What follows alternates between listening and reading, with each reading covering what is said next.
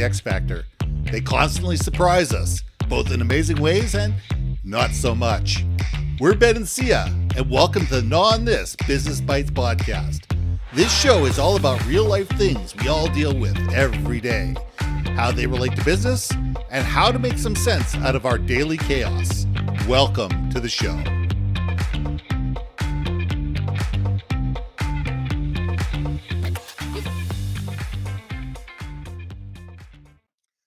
And welcome back to another episode of Gnaw on This Business Bytes. I'm Ben, this is Syya.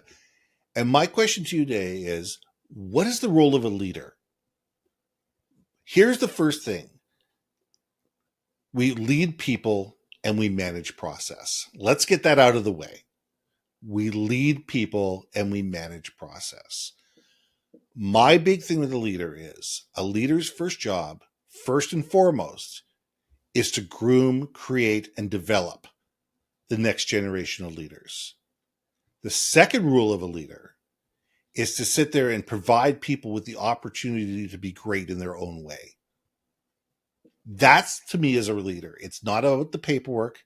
It's not about the comfy chair. It's not about the business cards with the fancy title. It's about how do you help other people succeed? Syya, let's gnaw on this. Wait a second. So if you're like a leader, you don't have peons underneath you to do your job for you? Is that what you're trying to tell me? We don't call them that. Shh. Oh, I'm sorry. Okay. No, leader, we do not have peons.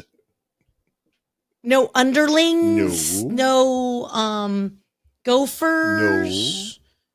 Their job is not to go get your lunch. Their job is not to get your dry cleaning. Their job is not to come into your house on Sunday and clean your apartment. Then what's the purpose here? I'm confused. I'm really confused. No, I mean, come on, man. Let's be real. I think anyone that's listening to this, and guys, comment away, because I know there's going to be comments. Oh, there's going to be great comments on this one. And I love that you said it. You know what? Processes, managing processes. Mm-hmm. That is such the critical part. I think in any level of team dynamic, there has to be an understanding that the team signs up for, and it's a mutual understanding that we have an end site goal post somewhere, whatever it might be. Okay, I love my analogy is we're all going to make a basket underwater. That's our end goal product. There we go. How is that team going to achieve that? Well, we need people that has I'm an underwater basket weaver, and I don't know what you need people who have scuba diving techniques. You have people who can gather the material. You need people up top to make sure that there's safe. There's safety up top. You need somebody who can create the basket design. And have water. And water. We have somebody that's going to create the big bathtub of water. But yes, that's the whole point, bathtub of water. What are you implying, young man? That we have big baskets. What are you saying? We have big baskets, so we need big bathtubs. But that's 100% is we all have roles to play. That's right. But do not confuse that the types of roles have diminished their power or their position in the group. And I think that is such a hard thing for people to understand is, yes, there's going to have to be a quote leadership role to kind of make sure things are running smoothly, to make sure that for people above water who are sitting there looking, going, they're not making those baskets fast enough. Tell them to chop it. And then, there's got to be that person to say, hey, people up in the air, nice of you to be able to breathe on your own. We have apparati here that we got to take into consideration, and maybe the project is slightly behind for XYZ, but you need that person to represent, right? Mm-hmm. It doesn't mean you crack the whip. It doesn't mean that, I'm the leadership. I talk to the executives up here in the air breathing world that you just listen to me and you're plebes, right? I get it. But yet every single day, still happens. It still happens. That was an extreme example, but it still happens. Why is that? Why?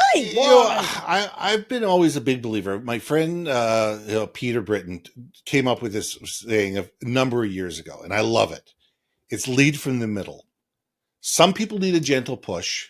Some people need a hand back. But most people just need to know that you're right there with them if something goes wrong. And they know that you're there to protect them and to help them as necessary. And I think that that's the biggest thing, is that a great leader empowers their people. They provide the tools, the training, the belief, and the ability for people to do their jobs that they've been trained to do. You've hired these people. You've promoted these people. You've trained these people. Your job as a leader is to stand back, motivate them, inspire them, tell them where we're going and why we're going there and what that enables us to achieve, and let them figure out how to get there in the most effective way. A manager just says, we're going this way. I need you to go left. No, go right. Go left. No, I need you to go right. Now I need you to go left again. We don't ever need to micromanage people.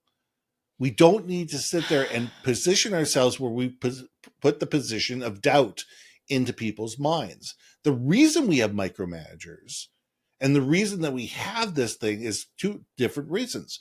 One, we don't train and we don't coach our leaders.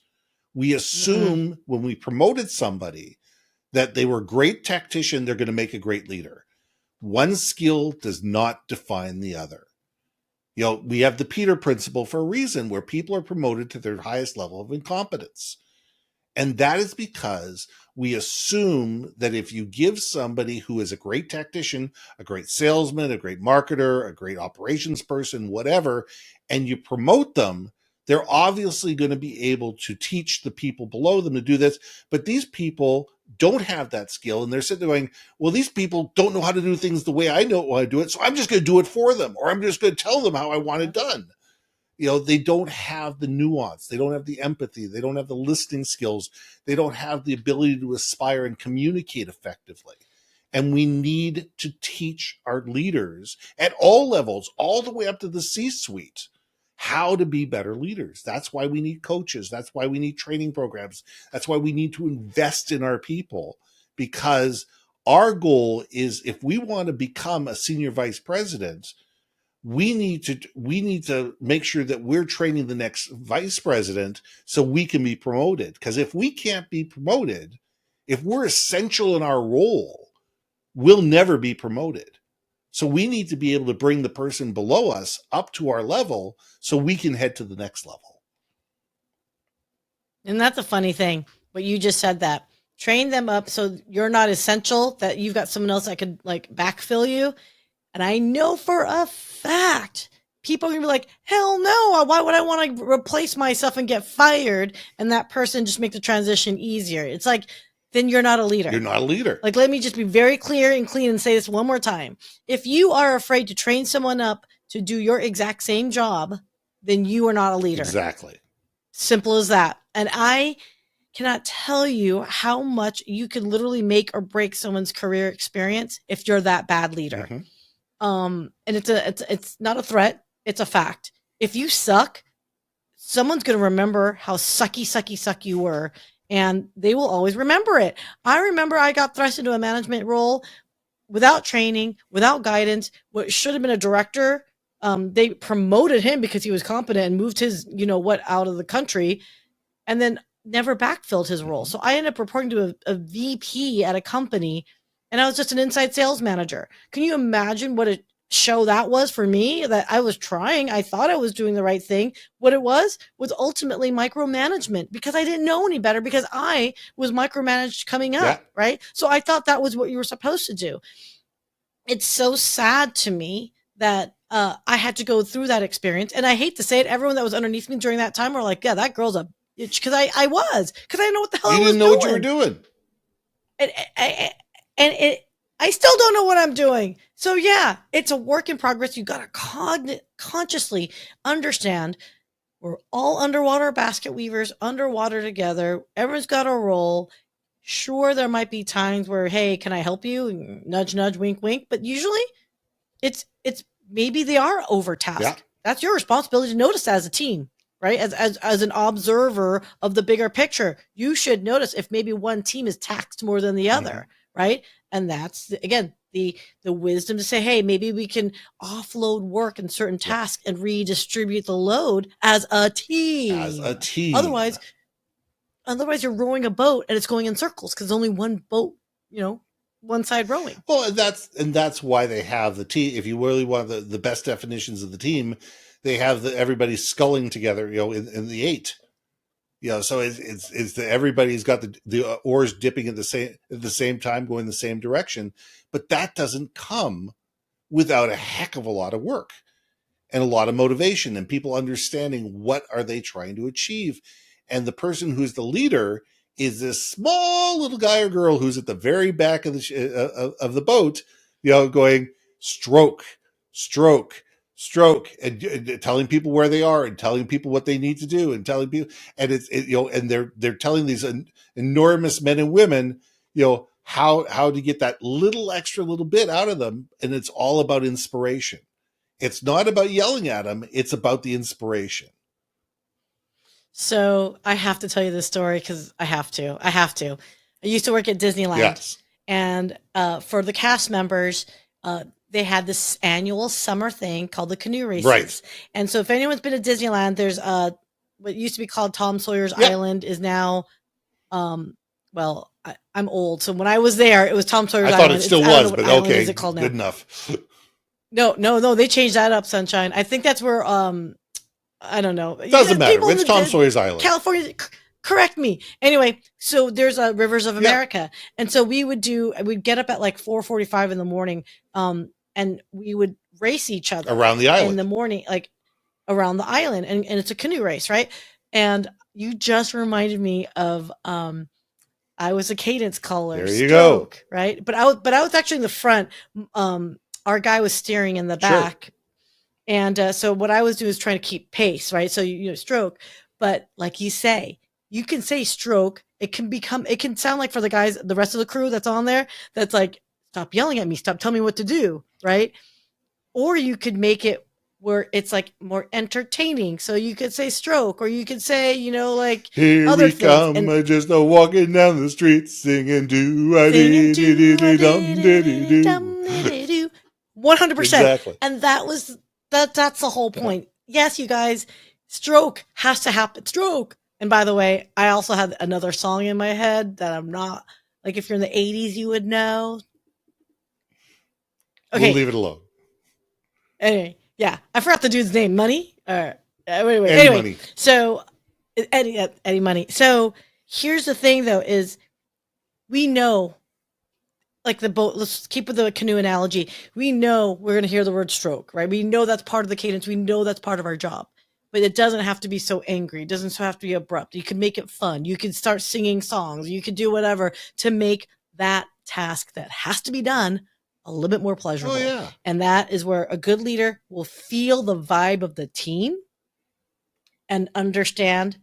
Maybe there's a person, like I said, the steering person would be someone to guide the leader as well. Mm-hmm. So maybe this is where you lean on certain people that show leadership skills. Like you say, train up your replacement. That's right. You could have somebody in the middle of the boat that sit there and start, call it out. Steve, call it out. All right. It's your turn now. Go.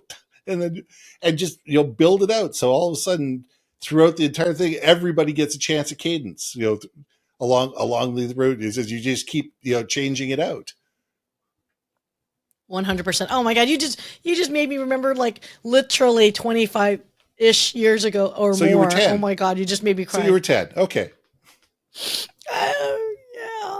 So let's let Syya cry and we'll leave it there. We'll let her have a good cry. So I'm Ben. This is Crybaby Syya. And we'll see you soon. Hey. Thanks for listening to another episode of Gnaw on This, Business Bytes. If you liked what you heard, we most humbly ask that you like, share, and hit that subscribe button. And if you want to communicate more effectively within your organization, contact Ben at yourbrandmarketing.com or me at brilliantbeammedia.com. We can help you build your community, brand awareness, and personality through digital content and podcasting. We cannot wait to hear from you. So see you next week for another episode of Gnaw on This, Business Bytes.